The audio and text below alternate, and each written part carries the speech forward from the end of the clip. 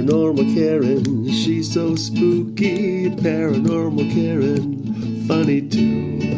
Paranormal Karen, she's so spooky. Oh, and did I mention she's funny too? Yeah, cha-cha-cha. Hey, everybody. Welcome to Paranormal Karen. Super excited about my guest tonight. I feel like I've been 3 months in communication trying to get her on. Michelle Welch is here today. I have so much. Michelle, you are a lawyer. You are a psychic. You are a kind person. I can tell that so far. I love that you are a lawyer and a psychic, because I was just having this conversation with the woman that I consider to be my teacher, and we were talking about how many clients we have that are lawyers and how psychic they are. So I was like, oh, this is the package all in one. So tell me, Michelle, which came first, the lawyer or the psychic?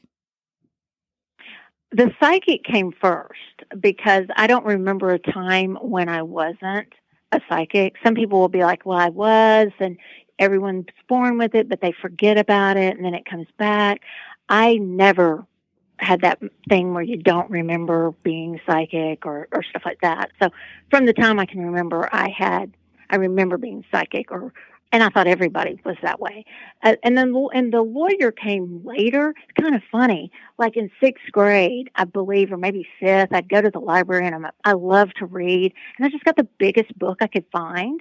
And I had this silly little red suitcase that I carried. I was such a dork. I mean, and I don't mean that rude. I don't mean that to anybody who's a dork, because dorks are wonderful. Like, I raised my kids to be totally different, and that's cool. But I really was. So I had this little red suitcase, and I acted like it was a briefcase. And I put it was a legal book on how to become a judge. And so I think the lawyer that came second, and it was because I'd put my book from the library in my little red suitcase. And think about this, I'm in junior high, like 6th grade middle school, and I'm carrying around my little red suitcase. And I'm thought, okay, well, psychic kind of makes you different, but carrying around a little red suitcase that you're pretending like is a briefcase in junior high really makes you different. I love that. Like, you can make fun of me for being psychic later. It's the businesswoman thing that we're going to start with, right? Right. So, yeah, but the psychic came first, and the lawyer, I think I just decided at that point, after reading that book and thinking I was so special with my little red briefcase, that I was going to become a lawyer or a judge or something like that. Well, it's interesting. So there's this weird thing, I think, going on with spirituality now, where everyone is very sure of themselves. And I feel like I almost love that you had that judge book, because I'll tell you my opinions till the day is long, but I'm not going to correct anyone or say I know it all. And sort of that judge position is like taking in everything, taking in all sides and seeing what works for you. So I love it. Do you find that lawyers are kind of psychic, or do you feel like you're sort of a apparition to them? It seems like when I first kind of came out that I was psychic, and by the way, no one was surprised. They were, oh, that explains it. My judge friends, my lawyer friends, some were, just based on where I live in Dallas, and kind of some of them were like, oh no, this is not good. But do I find that they are psychic? Potentially. You know what I really find? So, and in the business now, it was kind of an anomaly then, but now I realize there's quite a few people who have on their bios, they're lawyers and they're psychics. You know, they're in this business. So maybe I just notice it more. But what I did find is there are a lot of very unhappy lawyers. So I'm not sure how that correlates, but a lot of lawyers have issues. And I was a litigation attorney. I also taught a trial ad at the law school here in Dallas. And so, one of the law schools, the big one.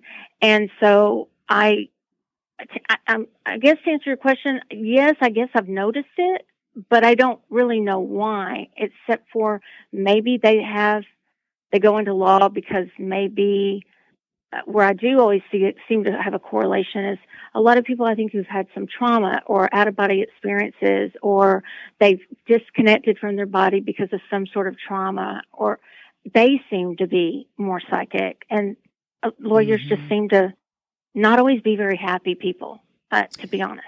Yeah, I think happy people is a minimum. I think we need more happy people all over. Yeah, but you know what, too? I would think someone wanting to go into law is looking for fairness. I'm sorry about the motorcycles. Okay. I think a motorcycle gang follows me around and waits for me to start my podcast, and then they just keep driving by. I think that's great. I attract motorcyclists somehow. Yeah. I would think, and I know that they're not, spirituality should be the word. Usually with spirituality, we're thinking about karma or fairness. And I would say as a lawyer, if you went into it for that purpose of fairness or defending, you have to end up seeing a lot of unfairness and a lot of injustice. And that might wear on your soul, wouldn't it? It does. It does, and I did. And I started off at the Court of Appeals, and then DA's office in Dallas. And I, and by the way, my daughter just graduated a weekend ago, much smarter than me, and she's going to work for a civil rights firm, going to change the world in Austin, Texas. And she probably has much more noble reasons for going. I think I did at some point, and a lot of lawyers do when they start out. And then you become kind of like a doctor. They become jaded if they work in an ER. They see things, and then they want to leave at some point. I've talked to a lot of ER doctors who they don't want to do it anymore because they become a little bit jaded by what they see.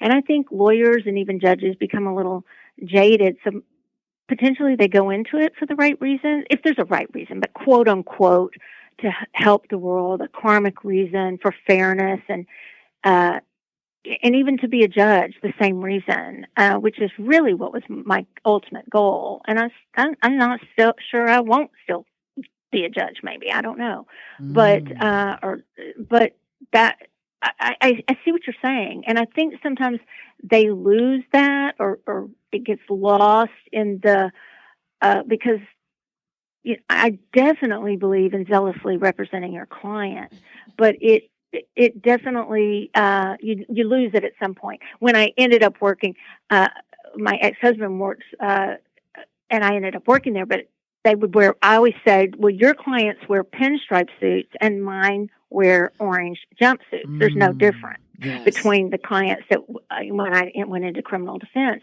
But I think at some point, some of the lawyers just, you change the reason that you're in whatever job you're in. You lose sight of it. Yeah. And actually, thank God that they get a little jaded, because I think you can't carry all that weight. You'll lose your mind. Yes. Yeah, I agree. And I didn't answer your question really. Does it hurt your soul? I mean, yes. I mean, the things you see, and I'll use my daughter again as an example. She clerked at a friend of mine at one of the DA's offices. She gets everything on her own. She won't let me or her father help with anything. He's an attorney too. But I mean, do not help me. And so good for her, right?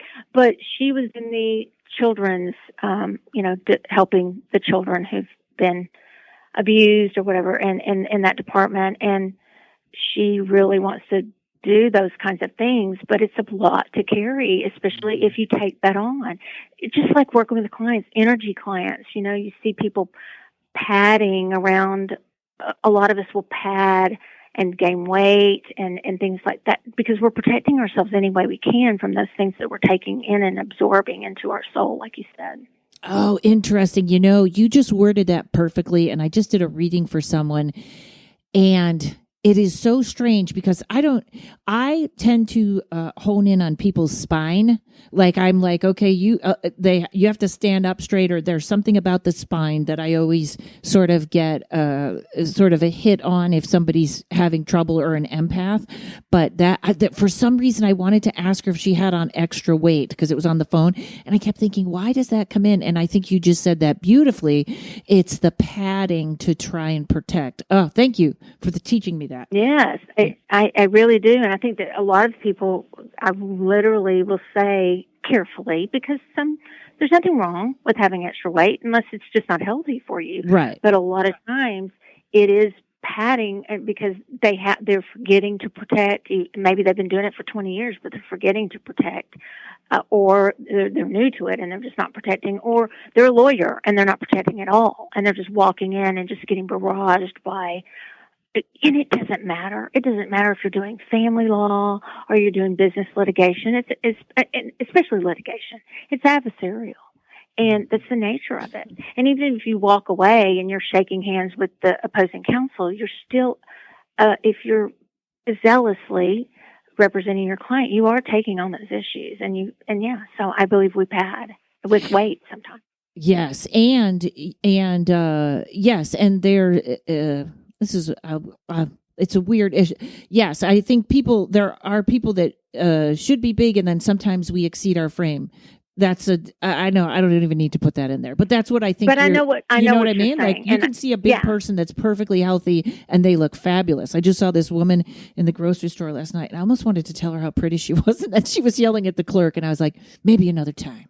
And I'm glad you clarified that, because I would never want to say, my daughter and I had this conversation, I would never want to say, oh, somebody, they're padding and that means they should lose weight. That's not it. It's just something different when they're like, I just feel this extra weight, and it just feels like inflammation or whatever. And a lot of times that's what I'm talking about. It's not about how we look. Exactly. I know bloating is a signal for me.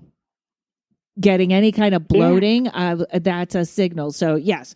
So I hope we just cover, just everybody knows that's not really what we're talking about, but it can be a thing. Also, in your business, in any bit, like in bartending or in comedy clubs, people walk in with icky things attached to them, and those things jump around. So I can imagine if you're dealing with people that are in and out of prisons, in paranormal investigation, prisons and insane asylums, those places carry so much darkness that, I bet you do see a lot of yucky. Even just walking into a courthouse. You just walk into a courthouse and you can just feel it, whether it's just civil litigation for transactional law, partners who started off as friends and then they dissolve a partnership, all the way to criminal cases. You feel it just walking into, and even people who don't identify as like an empath, it's still there, even if they don't feel it. That energy, and energy never goes away. It just changes form. So it's just lingering in these courthouses, and it's very palpable when you do feel it as an empath. And as just like many of us do, we know what we're supposed to do. We know we're supposed to clear and protect and all those things. But sometimes, I'll just be honest. And you said something earlier, like some people say they've got it all together. I don't want to misquote you, and they know it's got it all figured out. I don't have everything figured out. Me neither. I just don't. I feel like I'm evolving, and if I'm not learning from someone each day, every conversation I have, hopefully I'm learning. And listening to your podcast, I learned last night. I was listening to a couple of your guests, and I was like, oh wow, I've never thought of that way. So and to remind ourselves that no matter how long we've done this, and anyone listening, no matter what you're around, even if you've been around your workplace for 20 years, the issues are still there. Don't forget to protect yourself from the issues that might be around and the energy. Yes. And thank you for listening to my podcast. It's incredible. Oh, thank you for having me on. Yeah, I love it. Yes. And I feel like, and I might be wrong on this, is my feeling, there's such a big shift now that old constructs or old ways of doing may not always work. Like I like to take psychic classes or tarot classes, or I just take all the classes. And I feel like there's been such a shift that some of that, we always have to listen inside because some of that information doesn't apply. But also the way the whole humanity is shifting right now, I think people that sort of had a better protective barrier don't anymore. Like we're just switching so much. Like even I was like, I got to up my game. It just getting kind of weird out there. Is that my paranoia, or do you feel the same? That it's totally what's in my books. I literally, from my first book, The Magic Connection, to this one, the most current one, Spirits Unveiled, and the word I'm writing now, I'm telling you, it's exactly what you just said. I don't want to attack old paradigm thinking. That all the things that were written and said served a purpose to get us through that. But no, things are shifting, I agree, so quickly that we really need to keep up to date and listen to one another. Share, how do you deal with this? And share that with one another. And that goes back to why I don't think anyone can say they have all the answers right now. I don't know how they could ever say that, but good for them, but I don't, because things are shifting so quickly. This may be my experience, but it certainly, and I can share my experience in certain things, but it's certainly, I can't say 100% if you do it this way to a client or to a friend that it may shift again. And so I think that's why podcasts and things are so important right now, more than ever in books, to share what we're learning from one another, because I agree it's shifting very quickly. Yeah, the expert is going. The I guess expert, if there is an expert. I was always brought up with my paranormal mentor Tommy. He was always like, there really isn't an expert. There really isn't. We know like less than 1%. We might read more and talk about it more, but expert is a very hard word. And so we have to be careful with it, especially in the paranormal. You know what I love about you already is, so I think there are, I do know some psychics and healers that are very, very love and light. And I think I think some are built to be there. It's kind of like there's a lot of mediums. You know what? This is a really good question, and I'm chopping it up. So let's take a break, and I'll come right back. Everybody, hang on. MedicallySpeaking.com is a prophetic shop that focuses on your inner alchemical transmutation. And I needed an alchemical transmutation to say alchemical transmutation. See, Toria, you did it. When you're looking for activations to change your aura, wisdom and insight to heal your past, and alchemy to live your highest vibrancy, you will most certainly enjoy the array of offerings you will find at hermeticallyspeaking.com. Created through the teaching of the Hermetics, Toria, who's been on my podcast many times, provides personalized guidance that caters a feast specifically from the higher realms to you. You'll leave each session feeling empowered and loved, having gained ancient knowledge for your soul's nourishment and growth. Believe me, I know. I've worked with Toria and she is terrific. Everything you need is within you. So come remember, activate, and expand your knowing at hermeticallyspeaking.com. I feel like I am made to not straddle light and dark, but I am not okay with both. Obviously, I don't want to attract anything dark, but you seem like me where we really see both the light and the dark. Not necessarily that the world is a battle of good and evil, but for example, there's a lot of mediums who just say there's no such thing as demons and there isn't evil. That's your own stuff.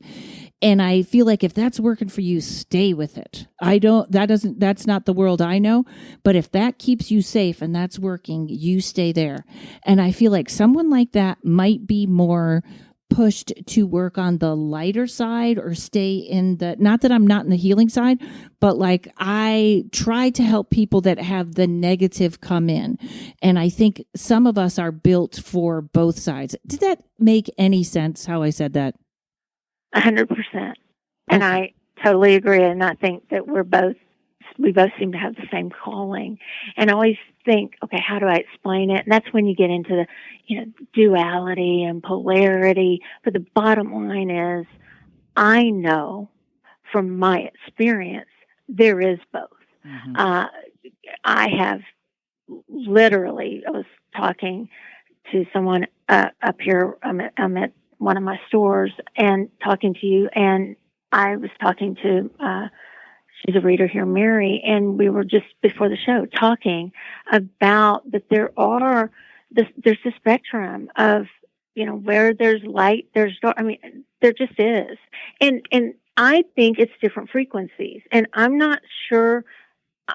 I was told one time that I was going to have to deal with some of the darker things because, for lack of a better word, darker, okay? The different frequencies because of some things that I'd gone through in my life. And I was like, oh, well, that's not going to happen. So I got kind of labeled, like, because I smile, and most of the time, not always, but, it's a Texas thing, I think, and just smile or whatever. And that, she's love and light. And but people who know me, and there's nothing wrong with that, love and light. That's great. It's great to have love right now. We need that, like, clearly more than ever. Right. What that song, "What the World Needs Now" is Leslie. But at the same time, it is very real. The darker side is just as real as the lighter side. I don't know how we want to cast it, but even if you just go to energy and the physics of it or the quantum mechanics of it, it's just, for me, factual at this point. Now, that may change someday, but it's my experience, and from what I just believe about energy, it's just real. There's both sides and everything in between. Yes. And people may define that differently too. Yes. And I think you're a bit younger than me, or else you just look from your picture 20 years younger than me. But guarantee you I'm not younger. Okay. And you're it's even like you have this sweet voice with the Southern accent, and it's like that even makes me like you more. That I get the dark side, Karen. I feel like, have you ever heard this thing where, like, if you're my age, I'm 57. Don't even answer. We were like the crystal children that were supposed to knock down walls. We had that little bit of aggression where we were like, we're not going to church, or we don't believe everything, or you know what I mean? We kind of broke the dogma down. And the next generation was the Indigos, which I believe would be your daughter, which was sort of like, we left that open so they had a different fight. Their fight is more about justice rather than breaking down. And then there's the star seeds, who are just like beyond psychic and that kind of thing. So I think maybe we were in this spot. I don't know what to say to take the hit. Well, I'm going to say that because I want us to sound better than them. Perfectly egotistical. But we had a little more grit, maybe. I don't believe many millennials are soft or whatever people say about them. I don't believe that at all. But I do think we might seem more aggressive or louder to them because of that reason. Does that make sense? It does, because I've thought a lot about things right now that they are caring about, and things my daughter will say, "Oh, Mom, you can't say that. You can't." And I'm learning from her, learn so much from her. But yes, I do agree, and I talk a lot about starseeds. I think, I don't know how I label them. I do know what you're talking about the different characterizations. I don't know if I would label them that way. I did used to think that. Now I'm just like, but I agree with how you described it. Instead of just like indigos or whatever, I like how you said break down the walls, and then the next one you said, I like that better. I'm not sure that I would, if I have always bought into the crystals and indigo, but I like how you described the purpose, the calling of each. Yeah, I have a lot of stuff around my house, but just now I'm kind of getting more into physical stuff like singing bowls and stuff. I think also it's interesting, and this is a very harsh word, but our generation, just in general, not even in the psychic world, might be perceived a little more as bullies. But even in a good way, bullying, and they are like, no, we don't do that type of, thing, which is good, because our, I hate to say it this way, we're getting way off topic, but like, I feel like no, I get it. Our mothers had it hard. They were told they could be teachers or housewives, and if they didn't get married, they were old maids. So the only way they could, I feel like, could deal with things sometimes was passive aggressively or and then we came along and we were a little bit like, okay, we're getting rid of that. And then the next generation is coming around and going, we're getting rid of the way you guys are kind of a bully, which is good. Yeah. And the only go ahead. Yeah. No, I shouldn't have interrupted you. Go ahead. No, I'm terrible about interrupting, and you're the guest, so people want to hear you, not me. So please go ahead. I'm terrible about interrupting too. I'm working on it. It's that major ADHD thing where I won't take the meds. And I'm not saying you shouldn't. I'm just saying I can't because they put me to sleep. Okay, so, but I'm with you on that. And I think one thing you said that I was just like, oh, yes, that is so true. I'll go back to what I said at the beginning, and my husband will be like, you're just digging your hole deeper. But like when I said the word dork earlier, like my daughter will be so unhappy with me that I said, oh, I'm such a dork, because you can't say that anymore. Oh. And so we're learning just to be, more compassionate and to be mindful of what we words and what we say. And maybe there's a little overcorrection going on sometimes right now, but that's okay. There, people are really, that generation and the one coming after, I think, are really being mindful of how they say things and how we treat others, and that's great. As far as back to the darker side of things, for lack of a better term, when I'm dealing with different energies that are all around us, I have to remind younger generations that here's the thing, though. Other energies don't necessarily have our moral compass. They don't have our set of rules. They don't have, if we abide by ethics, they may not have those ethics. Like, for instance, elementals. They may steal something from you, and they may give it back to you, but they may not. And they like that trinket, that really pretty necklace you have, and they may take it. And in the West, at least in the United States, we don't believe in it as much. But like in other countries, they totally believe in it. Scotland, Ireland, and places really believe much more than the United States. But my point being, different energies don't think just the way we as humans think. And if we want to interact with different spirit energies, if we so choose to do that, or spirit beings, we cannot just assume that their set of moral codes and laws are the same as ours. And I argue, kind of not make my case in the book, that, okay, well, you don't have to tangle with those if you don't want to, and you can go all the way up to extraterrestrials or demons or whatever you want to call it, but they may not have the same moral compass as I do. So I have to then make a decision. Okay, do I want to keep my moral compass, or can I realize that who says humans' moral compass is the only moral compass that's out there, or the only set of standards and rules that are there. And I know with spirit beings, they're not. So when we meet a darker entity or a darker spirit being, for lack of that spirit being may just not abide by our rules. And we have to decide, okay, am I going to play in that cosmic dance of life with that spirit energy, or am I not going to? Or am I for a very short time because I am called to do a certain thing, and I'm going to make sure I can get out of that frequency? And most of the time, fear pops us out of that frequency pretty easily. If something's really nasty, and not always, there can be some big, bad, quote-unquote demons that it won't pop us out of that energy. Yeah. But most of the time, fear will just pop us out of it. But they don't abide by our rules, and we need to realize that.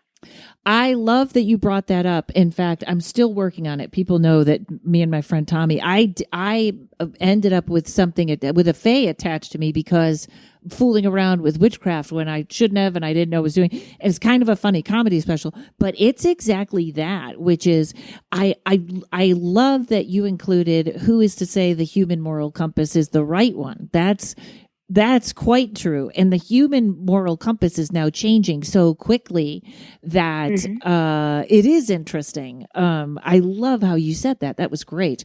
Oh, thanks. Yes, I was just having this conversation with a friend, and it's where I step back and go, okay, I'm not sure.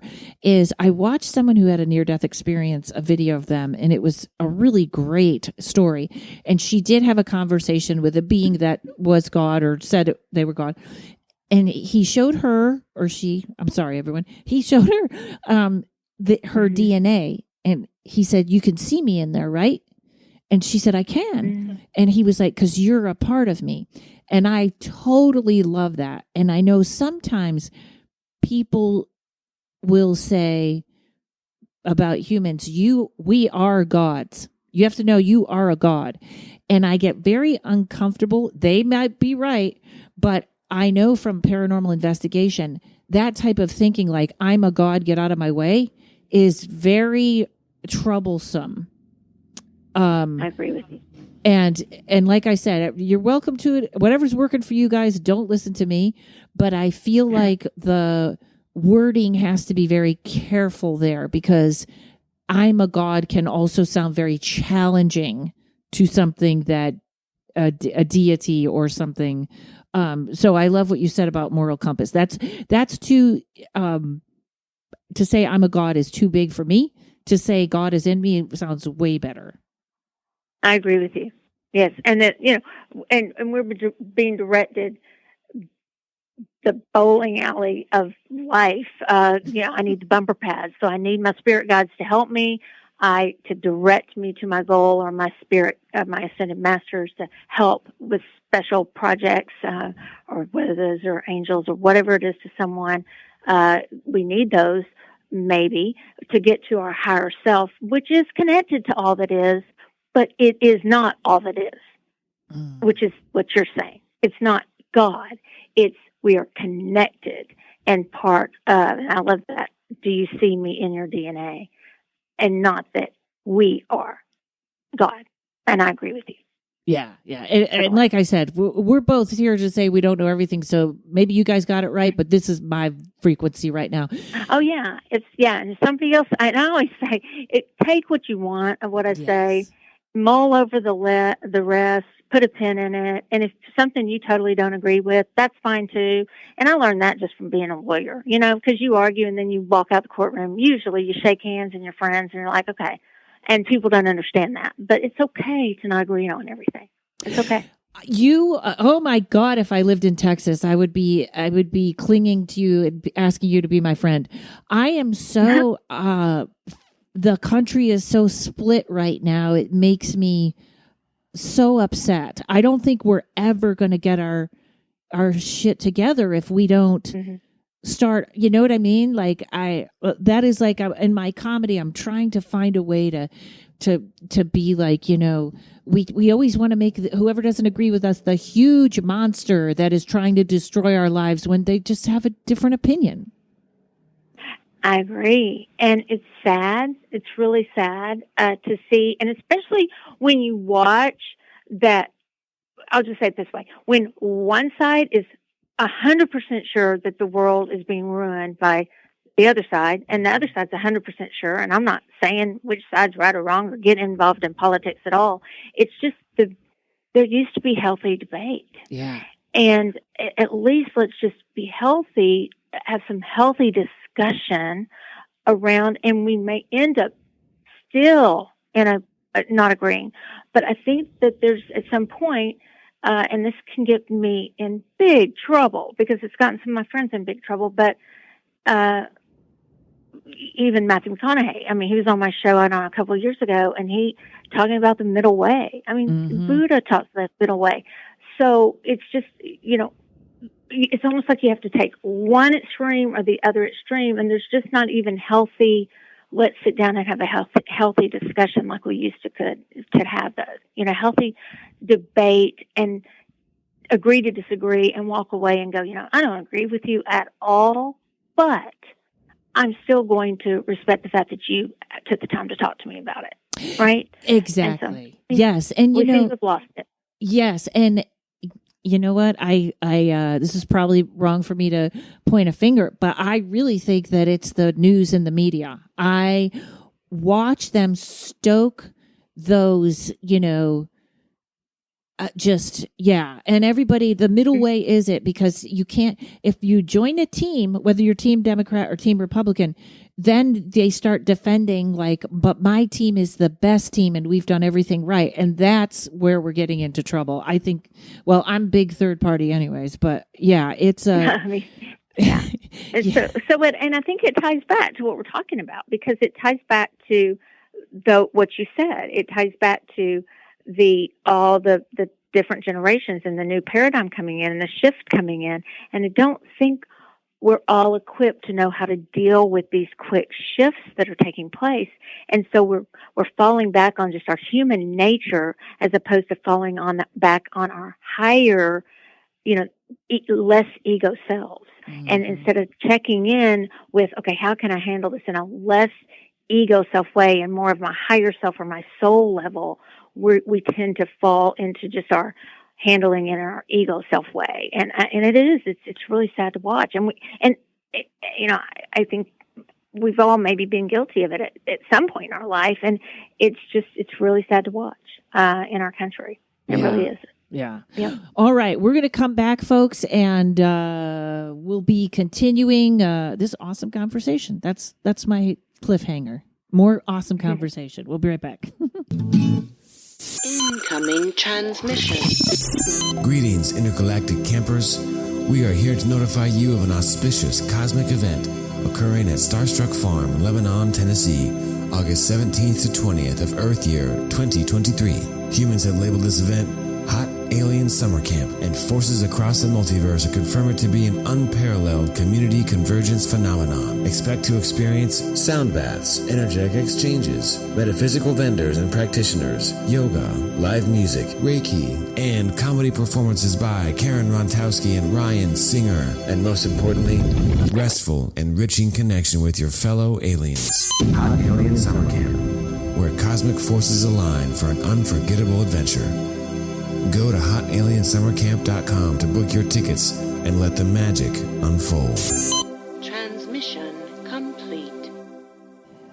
All right, so we're back. So now you have made, when I got I actually met you through a company that your publicist, they send me some people, and they sent me a lot of information on you.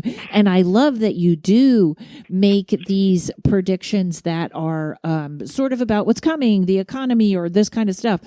And as everyone knows that heard my May 5th, I don't even know if they're conspiracy theories anymore, because most of them are coming true. But I am worried about not falling on everyone's timeline. So this is not fear mongering. I've read for people whose timelines look like they aren't even going to know there's a recession. But I think the United States is on the cusp of something big. How do you feel about that? I do.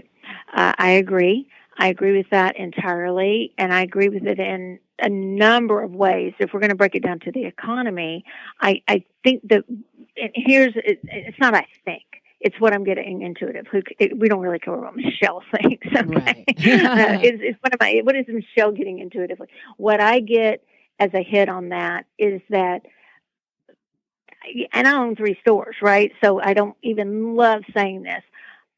The adjustments that typically take place are not to ward off, because we know, okay, that it's things are regulated to checks and balances to ward off like the inflation going horrible or recession or whatever, and other things are adjusted. They've been making those adjustments. So what I get intuitively on that is the worst is yet to come. And I love to give hope, but yes, I agree with you. There's some funny business going on, and I don't want to go full blown conspiracy theorist, but I do believe there's stuff that could be done about it, and it's not being done.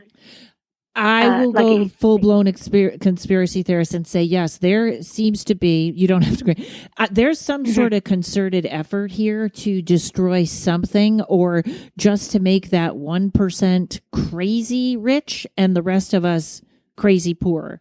And I feel like you're right. I'll go full conspiracy theorist. So and I might too eventually.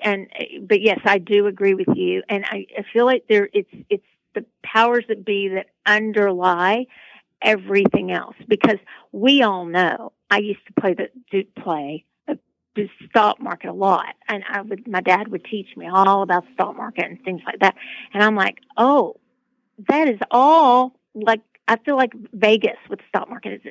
It's intuitively, it's just, Michelle, it's rigged, you know? So, and there is something definitely behind. Yes. And there, we are going to see, we already have seen in many states, the disparity. I won't name the state I was in, but there are in the United States, a particular town, very well known, and state that it is already happened where there are homeless and there are those who are very wealthy. And that has happened in about 4 or 5 years. Yeah. And I am the one screaming. The May 5th podcast that I put out was one where I finally was like saying it, because I try not to get political, because that's not what this is about, this podcast. But I'm not trying. Yeah. Oh no, you're not at all. I'm not. with you. Yeah. And I'm totally, that's why I'm like totally anti everything. So don't worry, you're not even in that arena, but I'm with you. There are, I'm not in Los Angeles anymore. I'm afraid of what it looks like there now. And I feel like, again, it goes back to just, we're arguing about things that are we're arguing about words and stuff like that. And I feel like that argument's being stoked, like, look over here, not over here. So the United States we all need to wake up and start watching and putting time into local things that are going on. But is there I know there's something like the astrology is very aligned like 1776. And every time I sort of sound the alarm, I feel like it gets dissipated. But do you feel like some people are saying like new money and banks collapsing and all that? Do you think we can avoid that? I think, and it's interesting, intuitively, what I get on that is the institutions, they're always going to be institutions. We have them, but they may not be what we're used to. So that we've already talked about that. There's some sort of institution doing something, even if it's behind the scenes, right? The powers that be. Can we avoid the banks and the new currency and all those kinds of things? I think we can avoid anything if enough people come together and you create a new thought form. I believe that, but I just don't believe we're going to come together is the problem. And I don't see that. I don't see that intuitively. What I see is there are going to be changes, and changes are happening so rapidly that we don't even know. And let me just throw this in here. AI. Yes. AI is a huge part of it. And we're talking about groupthink and thought forms. We are already having AI control some of our thought forms. And so, and create thought forms for us. So we don't have to be afraid of like robots. It's our own thinking that is because of the news, the media that you mentioned earlier. So I predict that could we change it? Absolutely. I think we have the power to create reality and shift it. Are we doing it? I don't see it. AI, I don't know. I kind of have this theory about AI and tulpa, and I'll tell you, most of it, I can go logic that you were looking up, I don't know, yoga mats the other day. So you're going to get 10 ads for a yoga studio. I get that. There is another thing though, and I saw someone talking about this on TikTok, and I don't know if I saved it, and she called it like, I don't know what she called it, but it was something about like AI dust, and I was like, okay, wait, maybe. And I think she was right. And it was about where your thoughts, that they are reading your thoughts, because I never said out loud, never looked it up. I was just listening to a song and I thought, maybe I should take voice lessons just for kicks. And didn't that ad come up within 24 hours? Voice lessons. And I was like, I never said that. So that's not even Alexa listening. That's not even my stuff listening. I never said that. There was nothing in my background that would say I would ever take voice lessons. So I found that kind of interesting. And I wonder, I believe like remember Slender Man? All the kids. Yes. I feel like that started out as somebody made it up. It was just a shadow. Let's call him Slender Man. He looked very slender. And so many people put thought into it that either we made Slender Man or a nefarious spirit said, "You want Slender Man? I'll give you Slender Man." And that's what I'm worried about with AI. Like, are we? Well, it's a thought form. Yes. I mean, it's a thought form. When we can create, and this is in my book, how to create thought forms and how to break them down. Thought forms can be good. And the more intention, so you get emotion, you get focused intention, you get focused energy, emotion. Emotion's a strong one, all directed, and numbers of people all directing energy in a certain direction, and you can create a major thought form. And you can create a thought form just on your own, but think of all the people who are creating something. The Slender Man, yeah, thought form. And what you said, oh, well, I'll show you Slender Man, I'll show you that too. But thought forms are so real. And they can serve good purposes, but it's more than groupthink. It's groupthink plus this focused energy, laser-like focused, fiery, emotional energy, emotional charged energy, where thought forms can just run amok. And then you throw in AI, and it's probably too late to regulate it by now. Is what I'm feeling, and I'm not alone in that one, I know. Mm-hmm. But and that's not just Michelle. Literally, do I think can we overcome? No, I think there's somebody and some group of people that really are. It's almost like kind of a takeover behind the scenes, and that does now sound very conspiracy. It's okay. You're on the right podcast. I've joined you. Groupthink. I do that to people, yes. Yeah. You persuaded me. So here we go. Here in my head, I'm going to take voice lessons. Well, yes, it is, we'll take our voice lessons together. That would be awesome. Yeah. Yes, they had a very interesting, they had a robot that committed suicide that was just supposed to be in the Amazon warehouse or something, moving boxes, and it they spent like $20 million on it. It moved like 9 boxes, and then they show it and they said when it realized that was it, and it's almost sad the way it collapsed, but it was very like, ooh, is that a person? Facebook had that where they created 2 computers to talk to each other. And they said within 5 minutes, those computers had designed their own language that the humans couldn't understand. And they had It is crazy. And dare I say, whatever people, and I'm not saying I'm just going to say his name. So Elon Musk. Yes. So I look at him and I go, are you reptilian? Are you draconian? I can't tell, but I know there's something in there. But he believes in regulation. Rockets, they're regulated.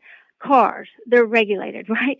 But he's like, it's too late for regulation on AI because and so I know that's not what the show's about, but this is great. I had predicted a couple of years ago that social media was just going to go by the wayside. We never think that will happen. I don't know. And I said, I don't know how it is. I don't know what's going to replace it, but something is. And I continue to predict that. We never thought there'd be internet taking over everything. And so that would sound crazy for whoever predicted that. But I said, we can't imagine life without social media. And I was like, it's going to die out. And there's something else that's taking the place of it.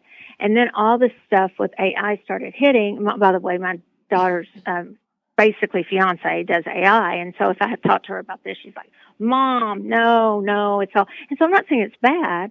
I'm just saying it's already working. Mm-hmm. It's already doing its work. So that's why we're going to be taking a voice lesson. But I mean, so, and they know. So it sounds it sounds like, I don't know. It's so futuristic, but it's here. It makes It is. perfect sense to me. And, also, me and my friend Jessa had always joked that social media was the test run for telepathy. And what we found out is a lot of us are bullies, or a lot, you know what I mean? Like, it was like, whoa, it got quite nasty quite fast. Because I remember when Facebook was a blast when it first started. And then it kind of got, it can get so And mean. can we imagine, like, kids being on here? I mean, like, my kids were on Facebook before all the parents got on Facebook. I used to teach mock trial team and at my kids' school, and even before coaching my daughter, I coached, older kids. And so for mock trial competitions, and they'd be like, okay, when parents started getting on there, they'd go to something else like Snapchat or Instagram or whatever. Mm-hmm. And I think about how we treat each other as adults. I mean, the bullying that goes on, the mean-spirited things that go on, and how we, just side jab about comments that we make. I have an accountability partner, so hopefully I don't do that. For social media, I do. That says, take that down. That doesn't sound good. Oh, I need one of those. You got to tell us about that. I really do. Okay. Okay. And so, but anyway, can you imagine the kids had to go through that? There were kids, and they're in junior high and high school, they were on Facebook back when it started. And they were, I mean, if we're as adults feeling left out, or, oh my gosh, I wasn't invited to that wedding, and we see it on Facebook, imagine how the children felt. It's just really sad. Yeah. Yes, it is. And, as a comedian, comedians do not have thick skin. We have to work on it. But the mean things that people say when you put up a clip and you're like, we're just trying to make you laugh. That's, but there's also something interesting about when someone's not even using their real name, that they feel so comfortable to judge you. Which is, and I wasn't always, I love that accountability partner. I got to get one of those as soon as we're done. The other thing too, like I have this theory, all this plastic surgery, like I'm all for plastic surgery, 100%, but there's a movement going on with the celebrities where I think they're trying to look like AI. Like it's not look younger. It's like almost look like you're walking around with a filter on your face. And that worries me because, we are that generation where we came from zero computers to a whole world of computers. So we see the growth more, because the big one that worries me is the digital wallet. And there's this wonderful lady that calmed me down. Her name is, I think she's on a couple before you. And she was saying, well, the kids have always had it. And I'm very worried that the government, because their government has this Fed now where all our money goes through them. And I am so worried about too much digital. When you were, I'm all over the place, sorry. When you were talking about the stock market, look at how angry they got when those kids, what did they do? They went on Robinhood and they made one stock. They blew it up. What was it? I want to say was a GameStop. Oh, GameStop. I know what you're talking about, but I can't remember the name. And right. And all these kids got together and threw off the stock market, and how angry the powers that be got that they did that. Yeah, there's disruption and so, what, as far as, are we just like now off the subject talking about politics and conspiracies? No, here's the thing. It's also paranormal, because behind everything, I'm digging myself deeper into this. Right. It goes back to the spirit beings around us, the the energetic beings that are all around us that we don't pay attention to. It goes back to the very beginning of our conversation. It's like, okay, what is your Achilles heel? Like, and I always say to people, if you're being put under, protect yourself. You're being, it's okay. If you need to have your tooth worked on and they got to knock you out to get your wisdom teeth out, do that, or whatever surgery you need to have, do it, but protect yourself, because, and the same thing, I feel like that the energy beings that are here now with us, they just seem to have shifted. And I will say, even angelic beings have shifted, and I have been asked about this, and it is in my book, so I'll just say it. They don't look as I couldn't put this in the book because they told me they didn't know what it was, like Fluffy Bunny. But I thought everybody knew what Fluffy Bunny was, like, like just little sweet Fluffy Bunny angels. Angels aren't Fluffy Bunny. Angels can be really mighty, and Michael can just destroy. But I looked up driving down downtown Dallas when the pandemic hit, like right at the very beginning, and everything was just like, okay, it's closing. The tallest building in Dallas, it's outlined in green. And at the top of it, and I was like, looked at my husband, who does believe and is psychic and works at the source.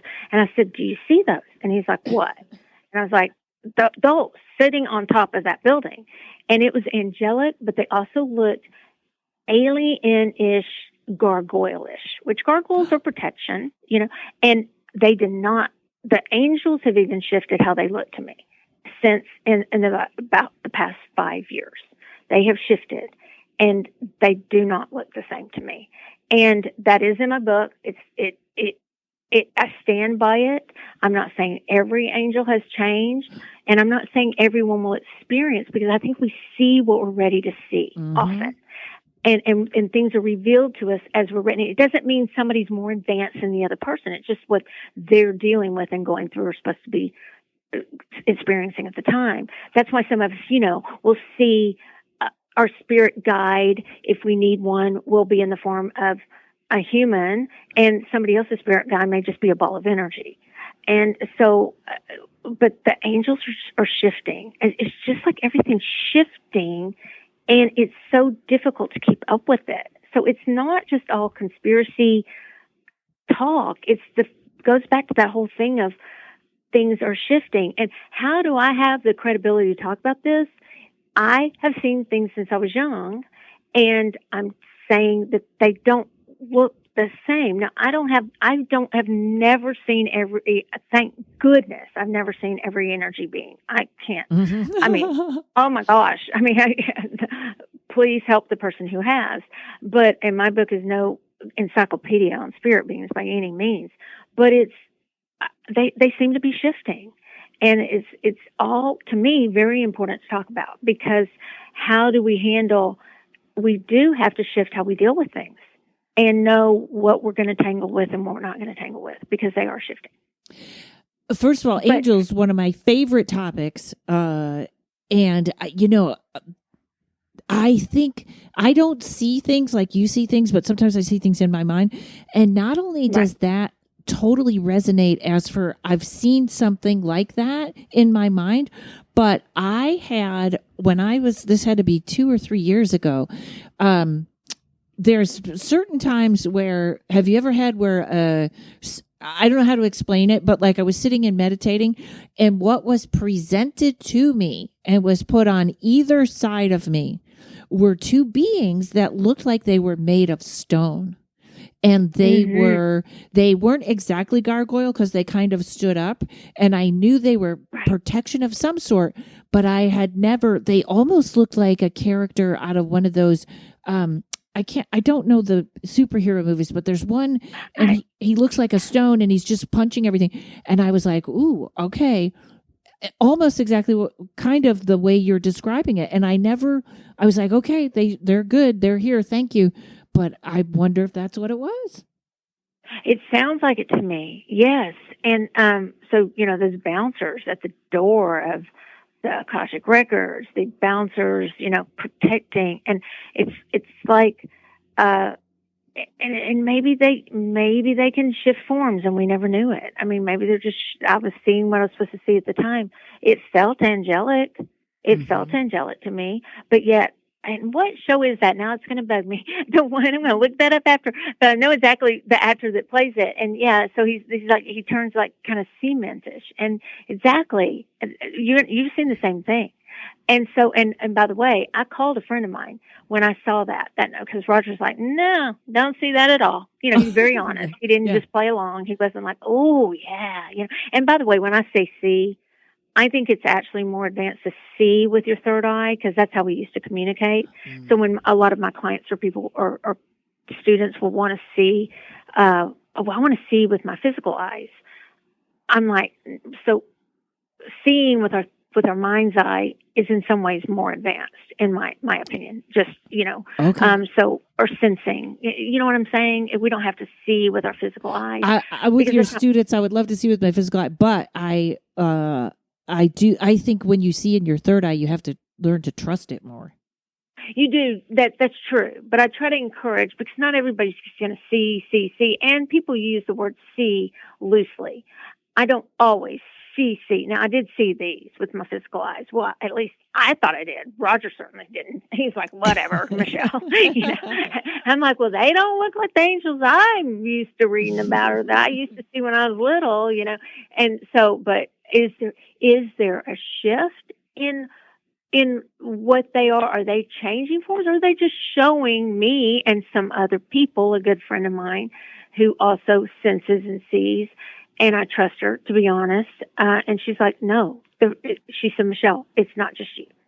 And that there's just like, it's almost like a genetic shift in even the energy beings. Are there more that are coming and revealing themselves to me, or are the ones that I already knew shifting? I don't know yet, but I know that I haven't met every kind of energy being there is, thank goodness. I know. But I don't want to. Let's just put that out there. I don't want to meet all of them. I am with you. All right. Tell everyone about the books, about the podcast. And you said your students, do you teach classes online or only in your stores? Both. So, and I would love to get back to teaching in the stores. I had a class that's evolved from, I don't know, it's been called Psychic Senses, and it was called Intuitive Insights. And I just haven't taught lately. I haven't had time, but I love it. And it's more of a group, where we practice. So it's not that I'm right on everything. It's like, let's try this. And that's hopefully what my third book is. But it's at michellewelch.com is where people can find me. I do one-on-one sessions. You can find the books there. You can also find the books through Llewellyn, my publisher, or Soultopia, or Amazon, or Barnes & Noble, all the places that, where books are regularly sold. Of course, I enjoy supporting the local booksellers, but I really, really love teaching classes. And it's not ever because I know it all. What I say to people is, if you ever have a guide or a teacher that says, only listen to me, or I know everything, run. Yeah. That's called a cult. That's called a cult. So just run. Yeah. And if people sign up for your email list too, they'll get information on all that's happening, the books. And, absolutely. Okay. And Spirits Unveiled is the new book, right? Yes, it is. Yes. Okay. And all the stuff you talked about today is in there. It is. And my first one's The Magic of Connection. It's more about all the energy and how everything is energy. It talks about empaths and things like that too. But all the stuff we talked about today, not all the stuff, but I mean, most of, how you can connect with these different kinds of beings, and do you want to, and how to protect and how to honor and how to collaborate with all of them is in Spirits Unveiled, which you can find on michellewelch.com. Awesome. Yes. Michelle, thank you so much for coming on. Hold on a second after I clock out. And you are welcome anytime you have a book or anything you want. Please come back on the podcast. This was just delightful. Thanks so much for having me. Yeah. All right, everybody. See you on the Patreon or hopefully at a stand-up show. Have a great day. Thanks to Mike at Uno Rising Media. We'll see you all next week.